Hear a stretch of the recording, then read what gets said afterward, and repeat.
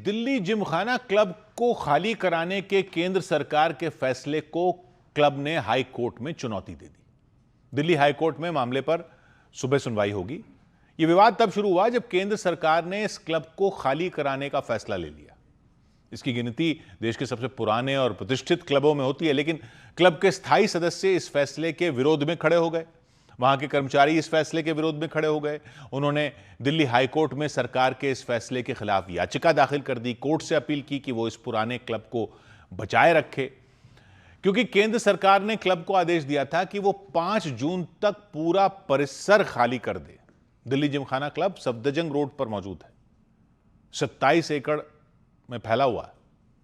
सरकार की दलील है कि यह इलाका रणनीतिक और संवेदनशील है, इसलिए यहां रक्षा और सुरक्षा से जुड़ी इमारत बनाई जाएगी। इस जमीन का इस्तेमाल भविष्य में रक्षा ढांचे और सार्वजनिक सुरक्षा को मजबूत करने के लिए किया जाएगा। खाली करने के लिए क्लब को डेडलाइन भी दे दी, लेकिन क्लब से जुड़े लोग इससे सहमत नहीं हुए। उनकी दलील है दिल्ली जिमखाना क्लब सिर्फ एक सोशल क्लब ही नहीं है, बल्कि दिल्ली की ऐतिहासिक पहचान का हिस्सा है, दिल्ली की सांस्कृतिक पहचान का हिस्सा है। पूर्व आईपीएस अधिकारी किरण बेदी के मुताबिक ये अलग अलग समुदायों को जोड़ने वाला केंद्र है। वो सिर्फ क्लब ही नहीं है, सबको जोड़ता ही नहीं है। बहुत जबरदस्त सीनियर सिटीजन भी वहीं, उन्हीं का घर भी है। सो मैं उस एंगल से करा था कि इसमें बहुत सारे लोगों की मेमोरीज भी हैं। इस सिलसिले में क्लब की तरफ से वरिष्ठ वकील अभिषेक मनु सिंह भी दिल्ली हाईकोर्ट में पैरवी करेंगे। तो जानकारी के मुताबिक हाईकोर्ट में 2 अलग अलग याचिकाएं दायर की गई हैं। पहली अर्जी तो क्लब के सदस्यों की तरफ से है, जबकि दूसरी अर्जी वहां के कर्मचारियों की तरफ से है। उनकी दलील है अगर क्लब को खाली कराया गया तो उनकी नौकरी पर संकट खड़ा हो जाएगा, रोजी रोटी पर संकट खड़ा हो जाएगा। दिल्ली जिमखाना क्लब की स्थापना ब्रिटिश दौर में हुई थी। देश के बड़े बड़े नौकरशाहों के बीच ये एक प्रतिष्ठित संस्थान माना जाता रहा है। बड़े सैन्य अधिकारियों के बीच एक ये प्रतिष्ठित संस्थान माना जाता रहा है। बड़े उद्योगपतियों के बीच भी प्रतिष्ठित संस्थान है। 100 बात की एक बात यह कि दिल्ली जिमखाना को लेकर बवाल मचा तो पब्लिक को भी पता चल रहा है कि अफसर लोग सुविधाओं के नाम पर कैसे कैसे लुत्फ उठाते जा रहे हैं, उठाते आ रहे हैं। और ये तो दिल्ली जिमखाना सुर्खियों में आया है क्योंकि उसको कह दिया है सरकार के विभाग ने कि प्रधानमंत्री के आवास के बिल्कुल बगल की जबरदस्त लोकेशन को छोड़कर दूसरी जगह चले जाओ। तो हाय तौबा बची हुई है कि ऐसे कैसे चले जाएं, क्योंकि ये जो जिमखाना जैसी जगह होती हैं, ये तो बड़े साहब लोगों की वो जगह होती है ना जहां आम पब्लिक तो जा भी नहीं सकती। लेकिन अब बवाल मची गया है तो इसी बहाने समझ तो लेना चाहिए कि होता क्या है ये जिमखाना। तो पहली बात तो ये नाम कैसा है जिमखाना। असल में ये अंग्रेजों ने बनाए थे ये सब ठिकाने अपने अफसरों के लिए। अंग्रेजों से पहले मुगल थे, तो मुगलों के टाइम दरबार में फारसी भाषा चलती थी और फारसी में किसी ठिकाने को या जगह को खाना कहते हैं, जैसे दवा खाना, बावर्ची खाना, कारखाना, पागल खाना, डाक खाना। तो अंग्रेज अफसर आए तो उनको अपने खेलने वगैरह के लिए, कसरत के लिए, मनोरंजन वगैरह के लिए जगह बनानी थी। वो लोग खेलते थे जिम्नेजियम में। आजकल भी तो कसरत के लिए जिम जाते हैं ना लोग, वो असल में जिम्नास्टिक्स करने की जगह को कहते हैं जिम्नेजियम। उसी जिम्नेजियम को शॉर्ट करके लोग बोलने लगे हैं जिम। आजकल एक्सरसाइज करने की जगह को जिम ही कहने लग गए। उस जमाने में अंग्रेजों को असल में एक क्लब चाहिए था जहां वो क्रिकेट, टेनिस वगैरह खेल भी सकें और शाम को पार्टी वगैरह भी कर सकें। तो जिम्नेजियम के जिम और फारसी के खाना को जोड़कर उन्होंने शब्द बना दिया जिमखाना, और कई जगह जिमखाने खोल दिए। 1861 में सबसे पहले रुड़की में जिमखाना बनाया गया, फिर 1875 में बॉम्बे जिमखाना, 1882 में पूना जिमखाना क्लब, 1884 में मद्रास जिमखाना क्लब, डिब्रूगढ़ जिमखाना क्लब, 1885 में अहमदाबाद जिमखाना क्लब, 1886 में कराची जिमखाना। करते करते कई जिमखाने खोल दिए। अंग्रेजों का राज था, जमीन देखते थे, बड़े से बड़े क्लब बना देते थे अपने लिए, गोरे लोगों के लिए, गोरे अफसरों के लिए, ताकि भारतीयों से अलग रहकर अपना वही लाइफस्टाइल चलाएं जैसा इंग्लैंड में रईसों का होता था। भारतीयों को तो अंदर घुसने तक नहीं दिया जाता था। ऐसे ऐसे ड्रेस कोड लगा रखे थे जो कपड़े वो इंग्लैंड में पहना करते थे। भले ही भारत की तपती गर्मी में वो सूट बूट ना चलते हों, लेकिन अपने आप को यहां के लोगों से ऊपर दिखाने के लिए ये सब करते रहते थे वो। भारतीयों की एंट्री ही बंद थी। नौकर जरूर भारतीय होते थे, पंखा झलने के लिए, शराब परोसने के लिए, खाना परोसने के लिए, बाकी साफ सफाई के लिए, बागबानी के लिए नौकर भारतीय। और गोरे अंग्रेज खेलते थे क्रिकेट, पोलो, पत्तों की गेम, ब्रिज, विस्की पीते थे। स्कॉच का चस्का भारत में वहीं से लगा। मतलब ये जिमखाने ब्रिटिश राज की ताकत दिखाने का भी एक जरिया थे। और गोरे लोग, साहब लोग, मतलब दिखाते थे वो साहब लोग हैं, और बाकी जो भारतीय हैं, चाहे वो कितने ही रईस हों, वो उनसे नीचे हैं। तो 1911 में किंग जॉर्ज भारत आए, घोषणा की गई कि ब्रिटिश इंडिया की राजधानी कलकत्ते से दिल्ली शिफ्ट की जाएगी। तब तक कलकत्ता राजधानी होती थी, तो नई दिल्ली बनाई गई राजधानी, नई राजधानी। यहां तो फिर सबसे बड़े अफसर आने वाले थे अंग्रेजों के, तो उनके लिए 1913 में बनाया गया इंपीरियल दिल्ली जिमखाना क्लब, और यह बन गया गोरे लोगों का वो ठिकाना जहां सिर्फ नौकर ही भारतीय होते थे। और ये तो खैर अंग्रेजों के सारे क्लबों में ऐसा ही होता था। चटगांव में भी इतिहास का वो पन्ना है ना, चटगांव में एक यूरोपियन क्लब था। वहां का किस्सा आपने सुना हो शायद। वहां तो बाहरी बोर्ड लगा रखा था कि dogs and Indians not allowed, कुत्तों और भारतीयों का आना मना है। ये जो अंग्रेज आजकल दुनिया को सलीके के पाठ पढ़ाते रहते हैं, ऊंच नीच के पाठ पढ़ाते रहते हैं, अधिकारों के पाठ पढ़ाते रहते हैं, ये बोर्ड लगाते थे कुत्ते और भारतीय अंदर नहीं आ सकते। तो चटगांव में सूर्य सेन की टीम में एक क्रांतिकारी थी, प्रीतिलता वडेदार। उन्होंने चटगांव में यूरोपियन क्लब को आग लगा दी थी कि ये लिखोगे कि कुत्ते और भारतीय नहीं आ सकते। उन्होंने क्लब ही फूंक डाला था, और पुलिस ने जब उनको घेर लिया था तो साइनाइड खाकर जान दे दी थी प्रीतिलता ने, जिंदा पुलिस के हाथ नहीं आई थी।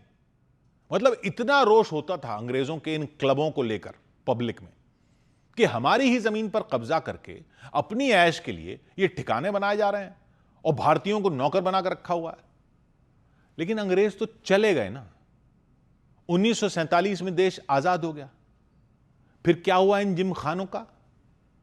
ये हमारे अफसरों ने खेल लिए, सरकार के अफसरों ने, सेना के अफसरों के हो गए। ये देश भर में जितने भी ये जिमखाने और क्लब थे, वो अब इन सब अफसरों ने वैसे ही घेर लिए जैसे अंग्रेज अफसरों की ये हुआ करते थे।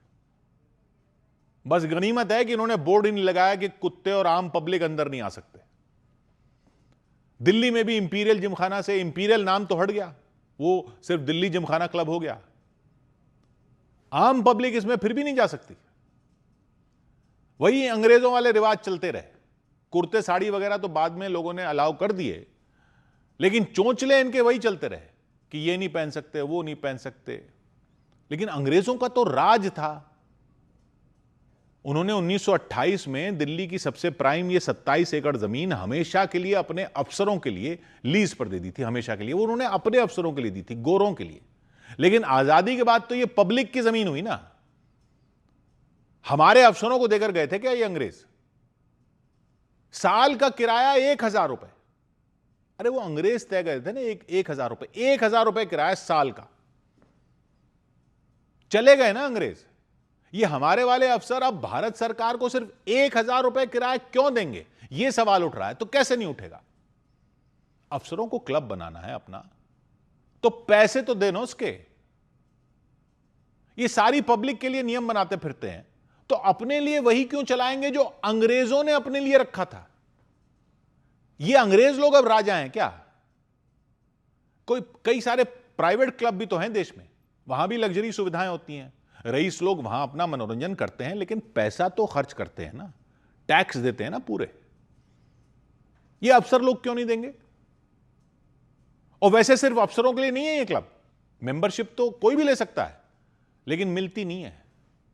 30 40 साल बाद नंबर आता है। 40 साल बाद, सोच रहे हो आप? और क्यों लगता है इतना टाइम? क्योंकि पुराने जो अफसर लोग थे वो ऐसे नियम बना गए अपने लिए कि उनकी मेंबरशिप उनके बच्चों को ट्रांसफर हो सकती है। और तय कौन करता है? इन्हीं लोगों की कमेटी। इनमें आपस में झगड़े होते हैं। आपस में इनके झगड़े कैसे होते हैं? सेना के अफसरों की चलेगी या आईएएस वाले अफसरों की चलेगी, ये इनके झगड़े होते हैं। कई रईस घरानों के लोग भी मेंबर हैं, लेकिन ज्यादातर तो ये अफसर लोग हैं, जज लोग हैं, बड़े बड़े वकील हैं। मतलब वीआईपीओं के भी वीआईपी जो होते हैं ना, उनमें भी कई का नंबर नहीं आता। 30-30 साल से उन्होंने भी फॉर्म भरा हुआ है, लेकिन पुराने मेंबर के बच्चे का मेंबर बनना ज्यादा आसान है। तो ये किस टाइप का परिवारवाद चल रहा है? सवाल क्यों नहीं उठेगा? जब हर जगह परिवारवाद पर सवाल उठ रहा है, यहां नहीं उठेगा सवाल? सवाल क्यों नहीं उठेगा कि ये कौन सी राजशाही चल रही है? लेकिन बड़े बड़े वकील लोगों और जज साहब वगैरह हैं, मेंबर हैं, तो कोई खुलकर बोलता भी नहीं है। ये पब्लिक की जमीन नहीं है क्या? अंग्रेज सरकार देकर चली गई तो एक तो वो चली गई ना, वो तो चली गई, अब कोई ब्रिटिश राज तो है नहीं, तो ये पब्लिक की जमीन कैसे नहीं है? तो सरकार को मार्केट रेट के हिसाब से पैसा क्यों नहीं मिलता? ये सवाल तो उठेगा ही। और अगर ये पब्लिक की जमीन पर ये चला रहे हैं, तो ये मेंबरों के बच्चों का कोटा क्यों है? आपके पापा जी की जमीन नहीं है तो आपके पापा जी का क्लब नहीं है, तो आपके पापा जी मेंबर थे तो आप क्यों मेंबर बन जाओगे? ये सब आप अपनी प्रॉपर्टी में जाकर कर लो, जो भी करना है अपनी प्रॉपर्टी में कर लो, लेकिन पब्लिक तो यही बोलेगी ना कि पब्लिक की प्रॉपर्टी पर क्यों होगा ऐसा नियम। और बात सिर्फ दिल्ली जिमखाना की नहीं है। यहां कुछ टाइम पहले भूटान के दूसरे सबसे बड़े बौद्ध धर्मगुरु आए थे, उन्होंने उनके पहनावे पर रोक दिया था उनको कि ये क्या पहन के आ गए। पेंटर एमएफ हुसैन को मुंबई के वेलिंगटन क्लब में रोक दिया था क्योंकि वो नंगे पैर चलते थे।